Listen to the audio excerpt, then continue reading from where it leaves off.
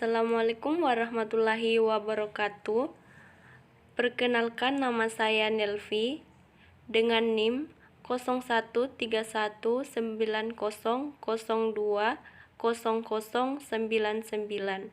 Saya jurusan D3 Farmasi dari Stikes Andini Persada Mamuju.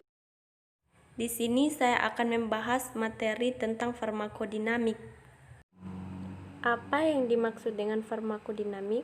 Farmakodinamik atau PD adalah studi tentang efek biokimia dan fisiologi obat, terutama obat-obat farmasi. Secara khusus, farmakodinamik adalah studi tentang bagaimana suatu obat mempengaruhi suatu organisme.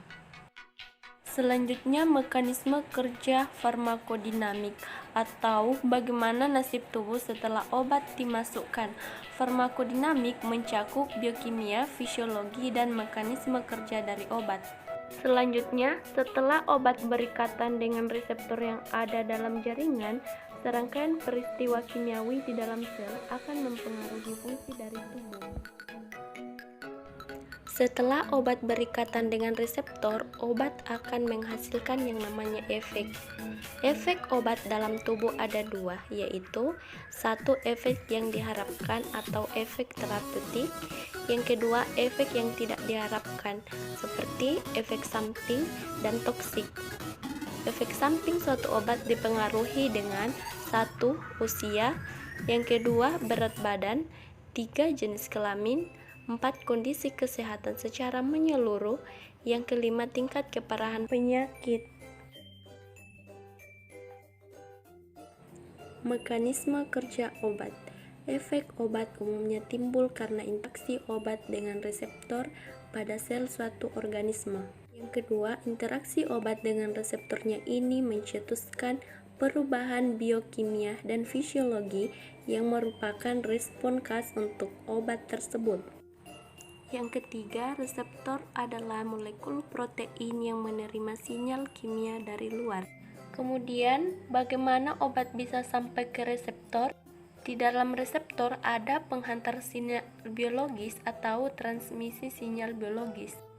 Kemudian, sinyalnya ini dikirim ke sistem hantaran, dimulai dengan menempatkan hormon neurotransmitter yang terdapat di membran atau sitoplasma.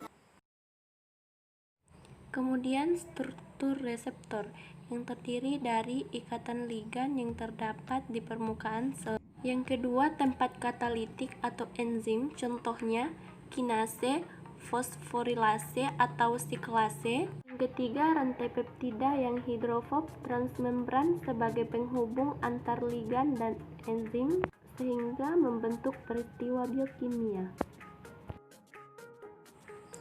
Di sini ada 4 kelompok reseptor. Jadi, ketika kita mengonsumsi obat, obat akan bertemu dengan masing-masing kelompok reseptornya.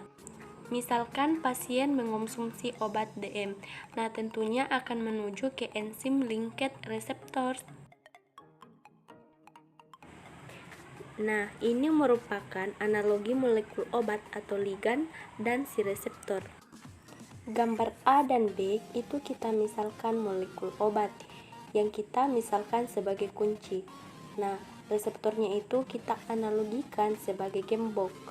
Jadi, kalau misalkan kunci pas, maka dia akan berikatan. Begitu juga dengan obat. Jika obatnya sesuai dengan reseptor, maka dia akan berikatan. Molekul obat atau ligan dibagi menjadi dua, yaitu agonis dan antagonis, di mana agonis yaitu molekul obat yang akan memberikan efek, sedangkan antagonis yaitu molekul obat yang tidak memberikan efek. Dapat kita lihat pada gambar. Antagonis dibagi menjadi dua, yaitu 1. Antagonis kompetitif, yaitu di mana ligan antagonis dan agonis saling berkompetisi untuk menempati sisi aktif reseptor. Apabila antagonis yang menempati duluan, maka efek farmakologinya menurun. Yang kedua, antagonis allosterik, yaitu di mana ligan antagonis berikatan pada bekas sisi aktif reseptor, namun mempengaruhi efek farmakologi sehingga menurun. Yang terakhir adalah jendela terapi. Setiap obat memiliki rentang dosis yang berbeda dalam menimbulkan efek farmakologis. Ada obat yang memiliki jendela terapi sempit dan yang memiliki jendela terapi yang luas.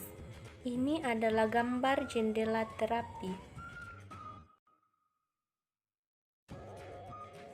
Hubungan antara dosis respon dengan efek terapi, efek toksis, serta efek samping indeks terapi atau TI didefinisikan sebagai rasio TDSO atau EDS.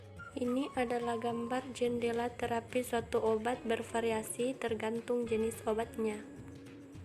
Jadi, terdapat obat dengan jendela terapi sempit, misalnya warfarin A, dan jendela terapi luas, misalnya penisilin B.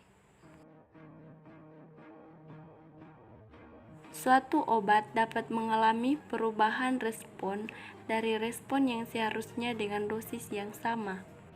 Respon obat yang mengalami penurunan disebut toleransi, sedangkan respon obat yang mengalami peningkatan disebut sensitisasi. Pada gambar ini menjelaskan respon suatu obat dapat mengalami pergeseran akibat sensitisasi maupun toleransi. Baiklah, itulah materi saya tentang farmakodinamik dari mekanisme kerja obat menghasilkan efek biologis. Mohon maaf jika ada salah kata yang kurang dimengerti. Saya akhiri dengan ucapan terima kasih. Assalamualaikum warahmatullahi wabarakatuh.